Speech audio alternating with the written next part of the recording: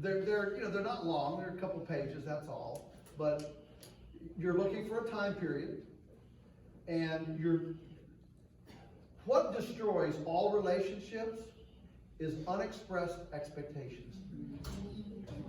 But I thought, all right. So there's two sections. One is expectations on them. What are their responsibilities? And then expectations on us. What are our responsibilities? And then you've got your compensation. And then you've got ancillary things like hunting, or, and of course, a big one is always fencing, especially with livestock. Who's responsible for fencing? We always have the landowner responsible for boundary fencing. We're responsible for all internal. That way we can do whatever we want to. One of the tricky parts for us is we're putting in water line and fencing and sometimes building ponds on land we don't own, which is a lot of capital infrastructure on land that we don't own. So how do we protect ourselves? And so what we do is then those have a plan, you know, 1, 2, 3, 4, 5, right? That's your agreement. One of those is that we have 1 year to develop all of the non-mobile infrastructure.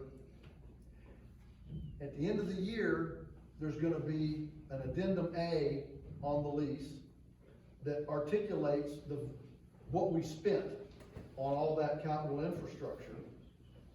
And then there's a straight 20-year depreciation on the pipe, the posts, wire, you know, pond, and that means if we have a divorce, okay, let's say we put in $10,000, we have a divorce at 10 years, 5,000 have come off. It's 5% a year, and they have to pay us $10,000 to compensate us for our unused portion of that infrastructure that we put in. If we stay for 20 years, nobody owes anybody anything. The beauty of that is it protects them from being from having to pay for all this up front.